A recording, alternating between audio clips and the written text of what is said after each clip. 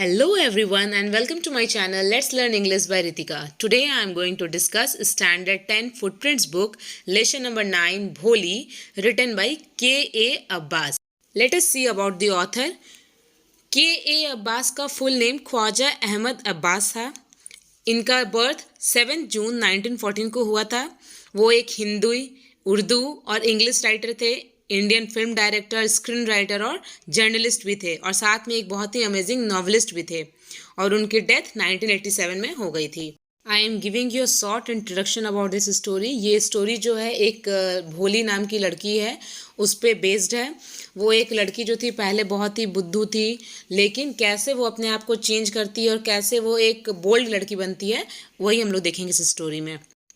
Let us see the summary of the story. There was a man named Ramlal. He was a revenue official and he was a well-to-do. काफ़ी अच्छी थी, उनके पास पैसे की कोई कमी नहीं थी. He has 3 sons and 4 daughters. Total 7 बच्चे थे उनको.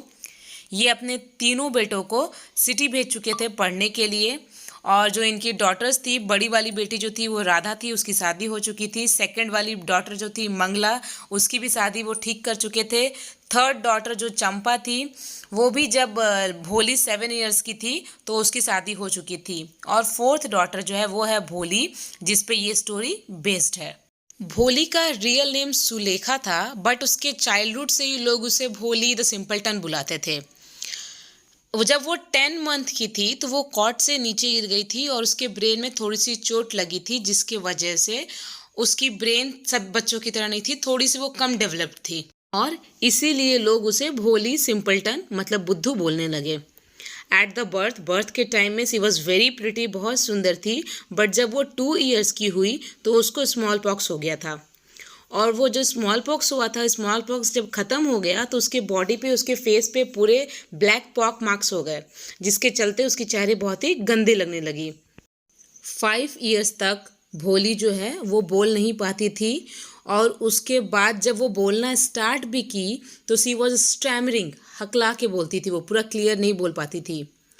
इधर भोली जब 7 इयर्स की हुई तो उसकी जो 3rd नंबर वाली सिस्टर थी उसकी शादी हो गई और उसी टाइम विलेज में एक स्कूल खुला, प्राइमरी स्कूल गर्ल्स के लिए. स्कूल की ओपनिंग के दिन वहाँ के तहसीलदार आए और जो तहसीलदार थे वो रामलाल को बोले कि आपको एग्जाम्पल सेट करना चाहिए और आपको अपनी बेटी को स्कूल भेजना चाहिए. जब वो घर गए, वो अपनी वाइफ को ये बात बताए तो पहले तो उनकी वाइफ रेडी नहीं हुई. फिर वो बोली कि एक काम कर सकते हैं, हम लोग भोली को भेज सकते हैं स्कूल, क्योंकि ऐसे भी तो उसकी शादी होगी नहीं, वो कम बुद्धि वाली है. तो अब टीचर्स ही उसको समझे, टीचर ही चिंता करे उसके बारे में कि क्या होगा उसके लाइफ का. रामलाल रेडी हो जाते हैं स्कूल में इसको भेजने के लिए भोली को.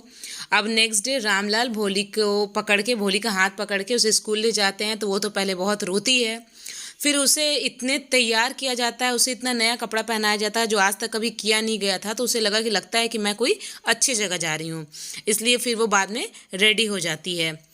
अब वो लोग स्कूल पहुँच गए. स्कूल पहुँचने के बाद रामलाल हेड मिस्ट्रेस को भोली को हैंड ओवर कर देते हैं और वो वापस घर चल जाते हैं. स्कूल में और भी बहुत सारी गर्ल्स पहले से ही रहती हैं और वो सब भोली की एज की ही रहती हैं. टीचर्स इधर बहुत कुछ समझाती हैं लेकिन भोली को कुछ भी समझ में नहीं आता है. भोली सिर्फ वॉल पे जो पिक्चर्स लगे हुए हैं, पिक्चर्स बने हुए हैं, बस वो उसी को ध्यान से देखती है और रिलेट करती है सारा कुछ. अब टीचर इसके पास आई और टीचर इससे पूछी भोली से, what's your name little one. भोली तो स्टैमर करती थी, वो सिर्फ बोल पाई भो, बस इतना ही वो बोल पाई.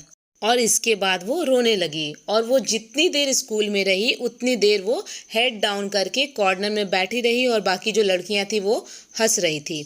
अब स्कूल बेल बजी, सारे बच्चे अपने घर चले गए, सारे जो गर्ल्स थे वो अपने घर चले गए. ये वहीं बैठी रही और उस टाइम भी वो रो रही थी. टीचर उसके पास आई. टीचर बहुत ही सॉफ्ट वॉइस में उससे बोली, गेट अप. इतने सूदिंग आवाज़ सुन के उसे लगा कि अरे मेरे से तो इतने अच्छे से कोई बात ही नहीं करता है. टीचर फिर से उससे वहाँ पूछी कि व्हाट्स योर नेम, अपना नाम बताओ. भोली फिर स्टैमर करते हुए बोली, कोशिश की वो, भोली. इस बार वो पूरा बोल दी. टीचर उसको काफ़ी अप्रिसिएट की और टीचर ने कहा कि अगर तुम अपने अंदर से डर निकाल लोगी तो तुम सबकी तरह हो सकती हो नॉर्मल, और तुम सबकी तरह बोल सकती हो. कुछ ईयर्स बीत गए, टीचर्स पढ़ाते गए इसको, ये अपना बहुत कुछ सीख गई थी। अब ये जो एक विलेज था ये एक टाउन बन चुका था, प्राइमरी स्कूल, हाई स्कूल बन चुका था, वहाँ पे काफ़ी सारे डेवलपमेंट हो चुके थे। भोली भी बड़ी होती जा रही थी। इधर रामलाल को एक प्रपोजल आया भोली की शादी के लिए, और ये प्रपोजल था बिशंभर का। इनका पूरा नाम बिशंभर नाथ था। काफ़ी अच्छे ग्रॉसर थे, अच्छी पैसा वाले थे, बट ये थोड़ा एजड थे। ये 45 के अराउंड थे। इनकी पहली वाइफ के जो बच्चे थे वो भी बड़े हो चुके थे, तो इसलिए फादर को रामलाल को मन नहीं था। लेकिन वाइफ बोली कि अरे नहीं नहीं, इससे अच्छा क्या हो सकता है, जो भोली के लिए घर बैठे ही रिश्ते आ गया, वो भी डाउरी नहीं लग रहा है, ऐसे भी भोली से शादी करेगा कौन। तो पहले तो फादर को मन नहीं था, फिर उसके बाद फादर, जब मदर इतना इंसिस्ट की तो फादर रेडी हो गए। और बिशंभर नाथ लिम्स भी थे, मतलब वो लंगड़ाते थे हल्का सा। सब कुछ ठीक हो गई, शादी की डेट फिक्स हो गई। अब शादी के दिन बारात आई, काफ़ी अच्छी बारात आई, काफ़ी अच्छी बैंड बाजा वाले लोग थे वहाँ। जो पार्टी में लोग आए थे वो भी बहुत अच्छे अच्छे लोग थे। रामलाल बहुत खुश हो गए कि इतनी अच्छी पार्टी, इनकी बेटी की शादी हो रही है। अब टाइम हुआ वरमाला का। पंडित जी बोले कि दुल्हन को, ब्राइड को बुलाया जाए।